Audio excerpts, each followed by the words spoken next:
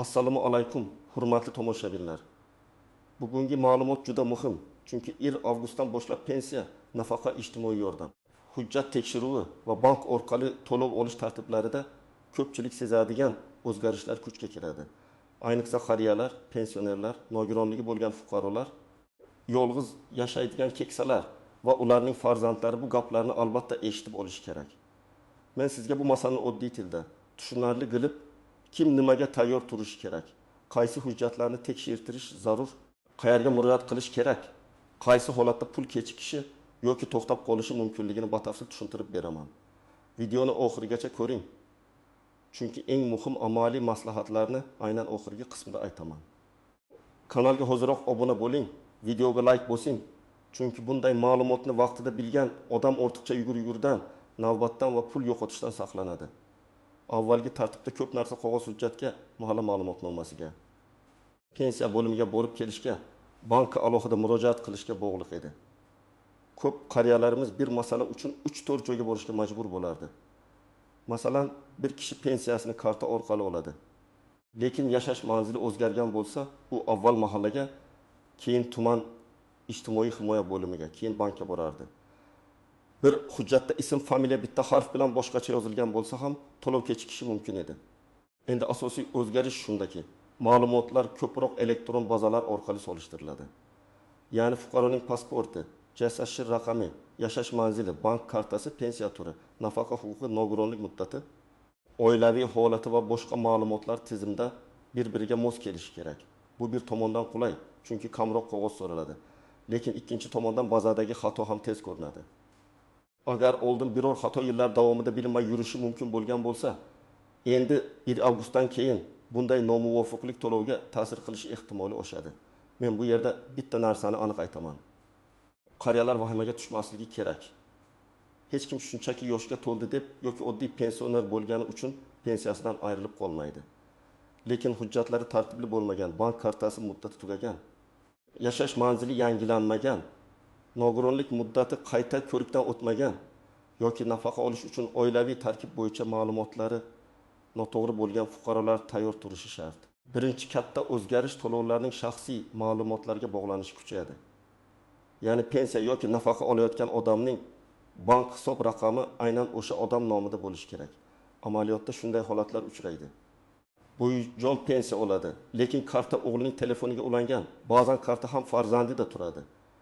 Agar tizimda egasi karta raqami yoki hisob ma'lumotida nomuvofiqlik ko'rinsa, bank qo'shimcha tasdiq so'rashi mumkin.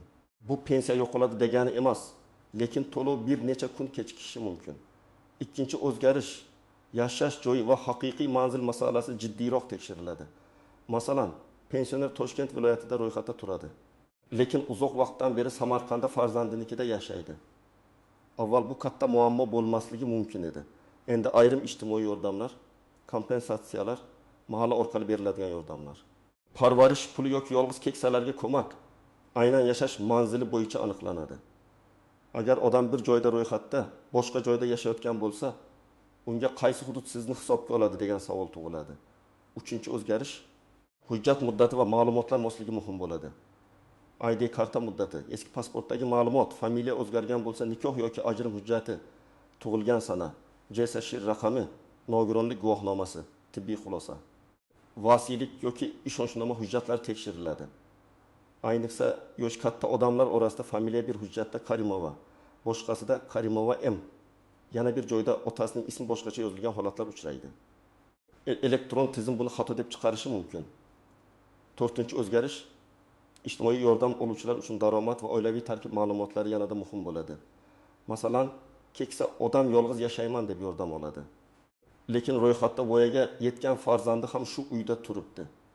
Amalda farzand chet elda bo'lishi mumkin, lekin tizimda u shu manzilda ko'rinadi.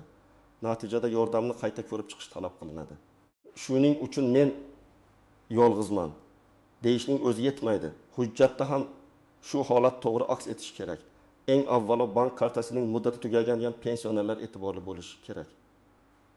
Masalan, kartangizda 0924, 1924, 1024 kabi muddat yozilgan bo'lsa, bank oldindan murojaat qiling. Ko'p odamlar kartaning muddati tugaganini pensiya tushmay qolgan kuni biladi. Keyin bankka boradi. karta yangilanadi. Lekin to'lovni olish yana bir necha kun cho'ziladi. Yoshi katta odam uchun bu juda noqulay. Chunki dori-darmon, oziq-ovqat, kommunal to'lovlar vaqtida qilinishi kerak. Ikkinchi guruh nogironlik pensiyasi yoki nafaqasi oladigan fuqarolar.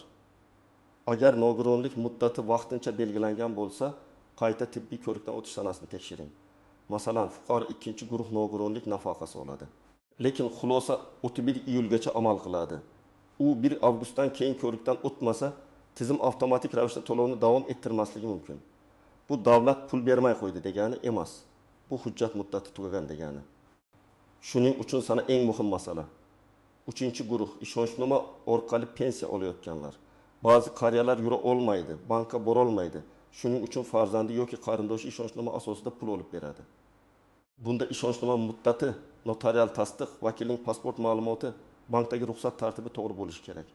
Agar ishonchnoma muddati tugagan bo'lsa, farzand men har oy olib yurardim-ku desa ham bank pul bermaydi. Bankning vazifasi tartibni buzmaslik. 4-guruh doimiy yashash manzili bo'yicha muammosi borlar. Uy buzilgan, yangi uyga ko'chgan, ijara uyda yashayotgan. Farzandinikida vaqtincha turgan yoki boshqa viloyatga ketgan keksalar o'z manzilini tekshirtirib qo'yish kerak. Chunki ayrim ijtimoiy xizmatlar hududga bog'langan.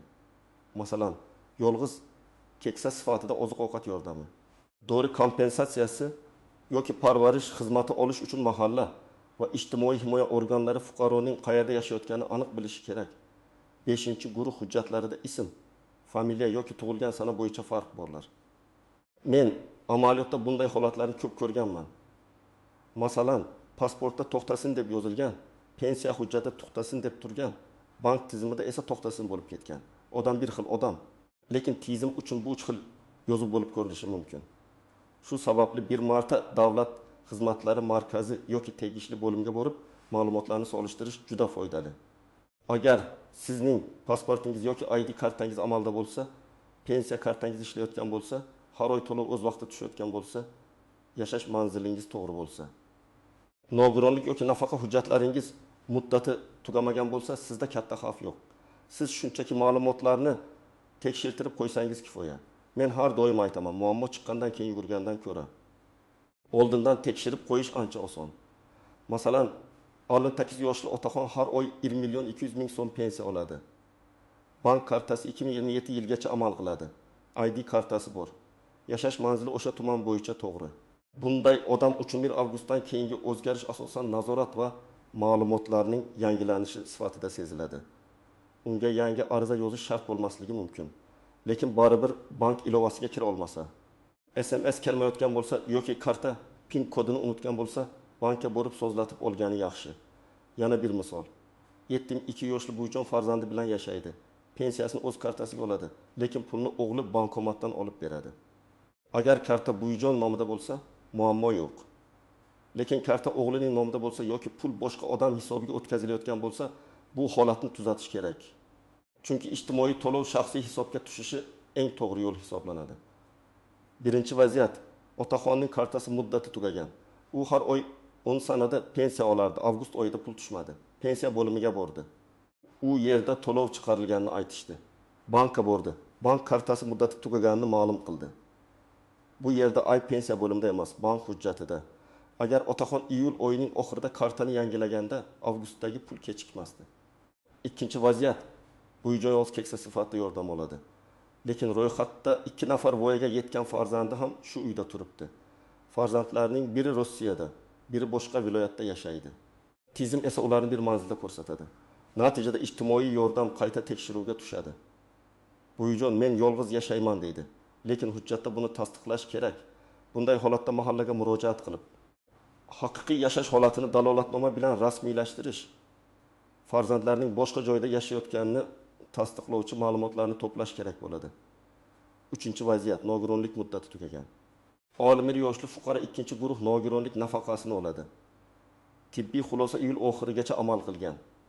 U avgustda pul tushishini kutadi, lekin tizim hujjat muddati tugaganini ko'rsatadi.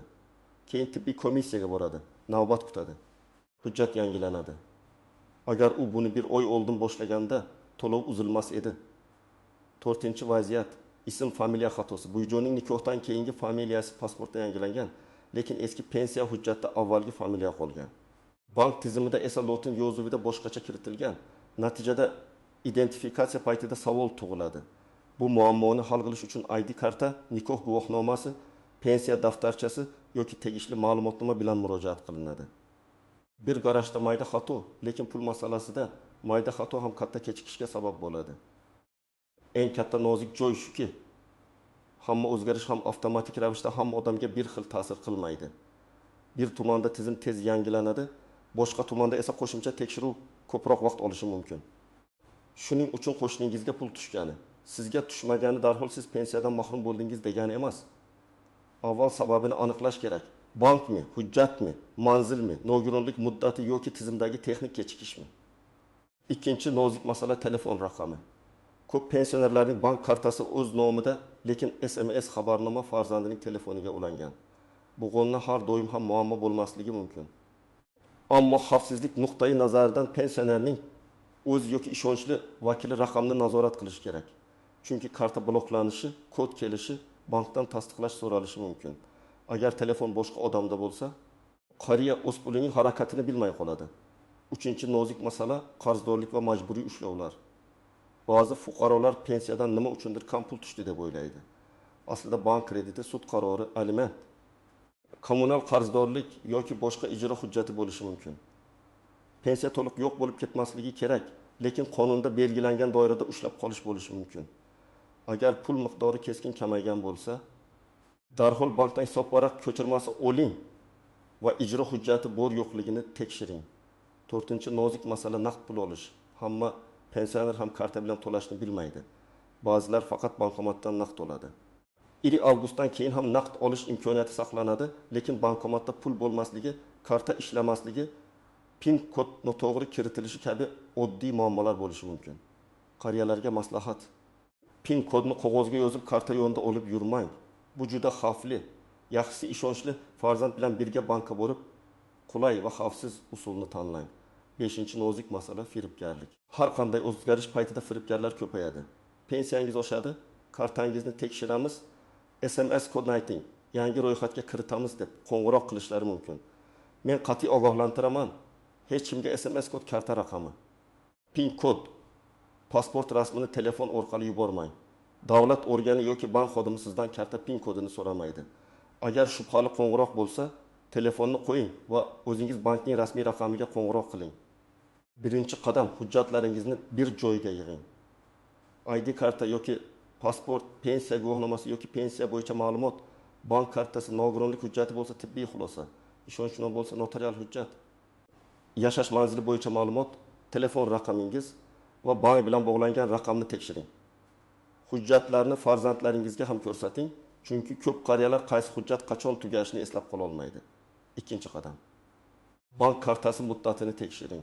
Kartaning old tomonida oy va yil yozilgan bo'ladi. Agar muddat tugagan bo'lsa yoki yaqinlashgan bo'lsa, bankka boring. O'zingiz bora olmasangiz, bankdan uyga xizmat imkoniyati bormi?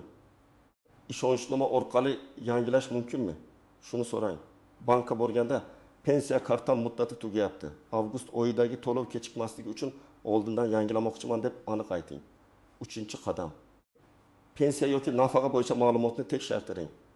Buning uchun tuman pensiya jamg'armasi bo'limi, ijtimoiy himoya organi, davlat xizmatlari markazi yoki tegishli elektron xizmatlardan foydalanish mumkin. Agar o'zingiz internetdan foydalana olmasangiz, farzandingizdan yordam so'rang. Lekin yordam bergan odam ishonchli bo'lsin. Ma'lumotlaringizni begona odamga bermang. 4-qadam: yashash manzilini aniqlashtiring. Agar siz boshqa joyda yashayotgan bo'lsangiz, mahalla raisi yoki ijtimoiy xodim bilan gaplashing. Men amalda shu manzilda yashayman, yordam va xizmatlar bo'yicha ma'lumotim to'g'ri bo'lishini xohlayman deb murojaat qiling. Kerak bo'lsa, dalolatnoma tuziladi.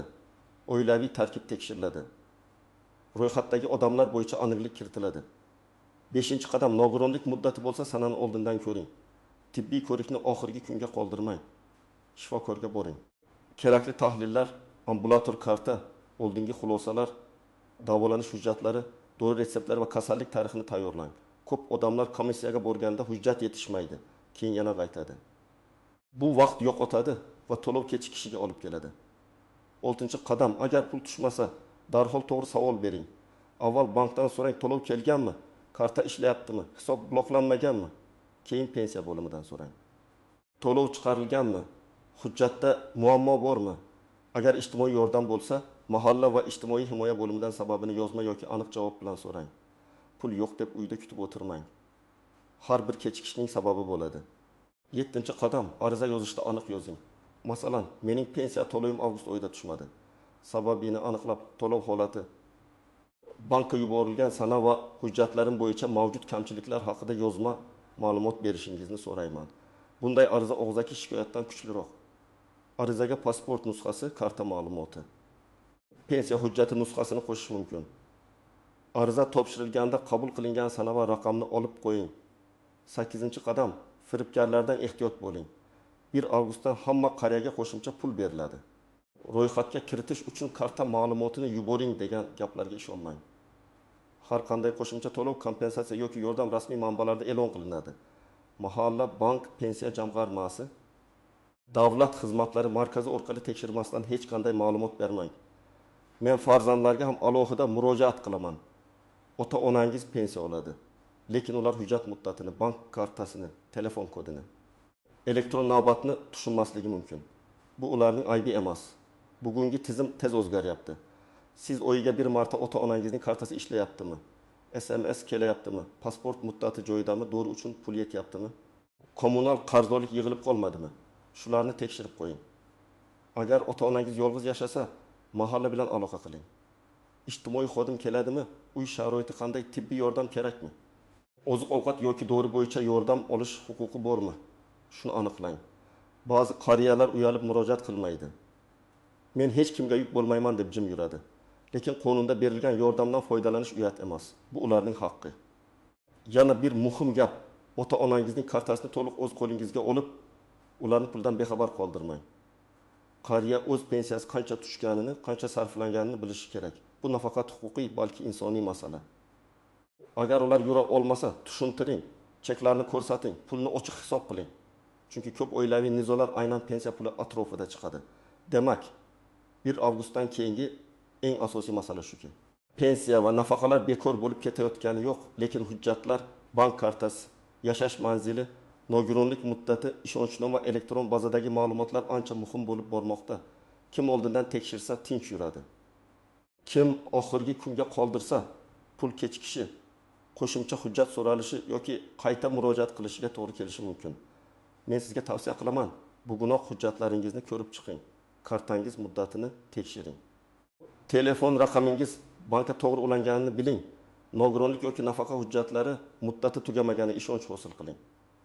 Agar ota-onangiz qariya bo'lsa, ularni yolg'iz qoldirmang, birga tekshirib bering. 1 soat vaqt ajratsangiz. Keyin bir oy yugurishdan qutulasiz. Sizning hududingizda 1 avgustdan keyin pensiya yoki nafaqa bo'yicha qanday o'zgarish sezildi? Pul vaqtida tushyaptimi? Bank kartasida muammo bo'ldimi? Hujjat so'rashdimi? Izohlarda yozib qoldiring. Boshqalar ham tajribangizdan foydalansin. Videoga like bosing, kanalga obuna bo'ling va bu ma'lumotni ota-onangizga, qo'shnilaringizga, qarindoshlaringizga yuboring. Chunki bu mavzu faqat bitta odamga emas, har bir oilaga tegishli.